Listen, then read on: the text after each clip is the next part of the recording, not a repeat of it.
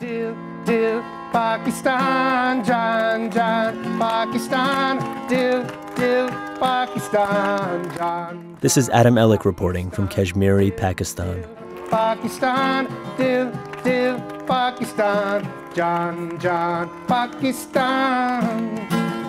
In 2005, an earthquake here killed about 80,000 people.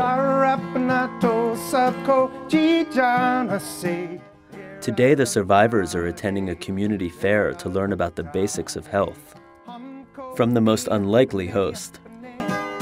Yay, caravan! Dil, dil, Pakistan, Jan, Jan, Pakistan, dil, dil, Pakistan. Everybody! Todd Shea is a 42-year-old American who came here as a volunteer immediately after the 2005 earthquake, and he never left. After the emergency phase, I certainly could have gone back to my music career, but this provided an opportunity to help humanity in a way that I never imagined I could. Mr. Shea doesn't have a college degree or a medical background, but 3 years ago he established this no-frills charity hospital called CDRS. Careful, dog poop alert. I'm certainly not the most qualified person to take on the task of building at least in this area, a revolutionary healthcare system, but I'm the one who's here. Here is Chakar, Kashmir, one of Pakistan's poorest and most remote villages, just 25 miles from the conflict border with India. For decades, the community's medical needs have been ignored by the government. The nearest functioning clinics are 2 hours in one direction and 7 in the other. And CDRS highlights just how far the government needs to go in order to provide its citizens with basic health care. There is a solution to every problem. Don't take no for an answer, get the job done, and get the hygiene kits that we need. It doesn't take a genius to do what I'm doing. Ever since I was little, whatever I got into it big time, whether it was music or, unfortunately, drugs. I'm still, basically an addict, and I decided to get addicted to something that was good for other people. Hey, anybody play American baseball, overhand? Yeah. I guess the reason I'm good at disaster relief is because my life's been a disaster. Until 4 years ago, Mr. Shea had never left the United States. On September 11, 2001, he was in New York City for a gig at the famous music club CBGB. But the World Trade Center attacks canceled his concert. Mr. Shea spent the next week using his band van to transport supplies to Ground Zero. Even looking at a picture of the Twin Towers sometimes, brings tears to my eyes. Mr. Shea soon became hooked on rescue efforts. He volunteered with aid groups from the tsunami in Sri Lanka to Hurricane Katrina in New Orleans.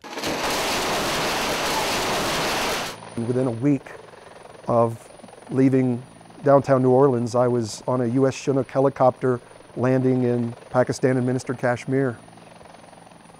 It was like descending into hell. Injured people laying out on stretchers, horrible lacerations, missing limbs, exposed brain tissue. The reason I didn't feel I could leave was because I felt that I could do something for the children that would last for generations. What's going on with you? What's going on with you? What's wrong with this little one?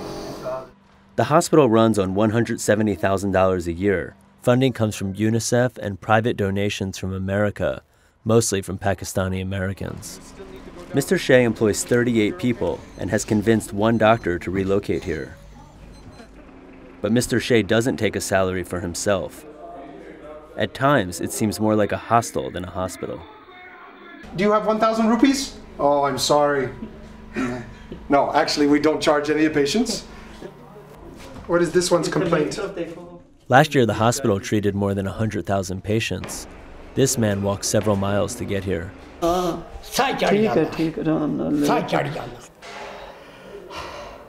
The patient received antibiotics for his acute respiratory infection and spent the night. The next morning, before walking home, he stopped to offer praise.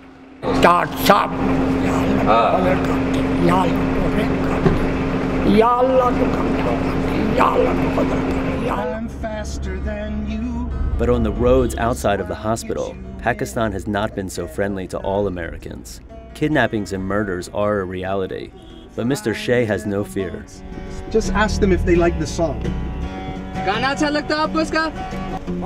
I hear her voice in the morning. He's blocking traffic.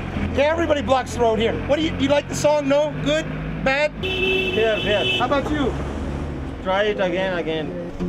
I hear her voice in the morning as she calls me. The radio reminds me of my home. Okay, we'll stop blocking the road now. Sorry. Okay. Thank you, sir. Everybody, shukriya. We're heading down the hill here to meet Junaid. This little boy was crushed under the rubble for several days after the earthquake. His father assumed he was paralyzed and didn't seek treatment, so the boy never learned to walk. Several months ago, the CDRS doctor heard about the boy. Oh, that's a good one. Now he receives daily therapy. Oh, now he's walking with assistance. And this is just 3 months. Zabardast, Junaid. Zabardast, buddy. Look at that. It's great to see you smile. Very nice. There was a lot of stiffness. It's tough to get doctors to live out here because, the salary is not considered worth it for the tough conditions, the cold weather, the mountains, the roads being out, the landslides.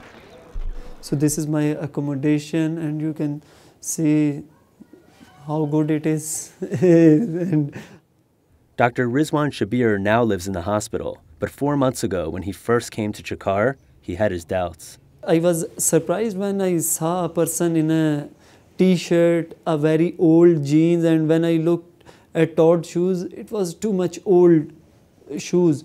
And I was surprised that he is the director of this NGO. He was really a source of inspiration for me. And I thought, if this person can come from America from America and can serve our people, why not me?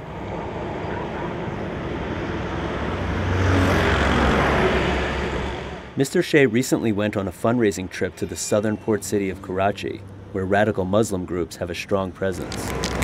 We're just going to make a little adjustment here to the graffiti in Karachi. Kind of something that we do every now and then.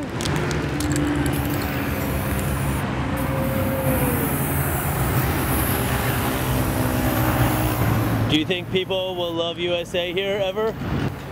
If I have anything to do with it, they will. We got to try, Now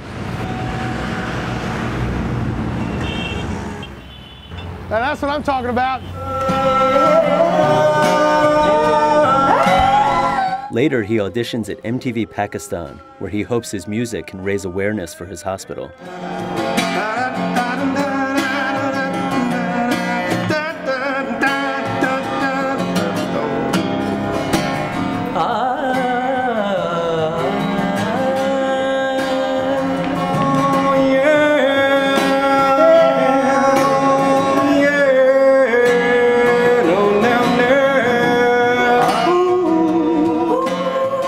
The next night, Mr. Shea is spreading his message on the air. Let me introduce to you the one and the only, the man of the moment, Mr. Todd Shea. I wasn't supposed to call you Mr., but I did. Children in America, they're very lucky in healthcare and education infrastructure. They have a lot of these things that the children of Pakistan in large part don't have access to.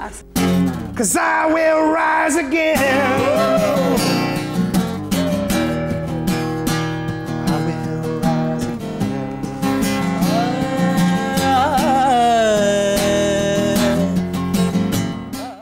And then it's back to his less glamorous life in Chakar. Well, this is home.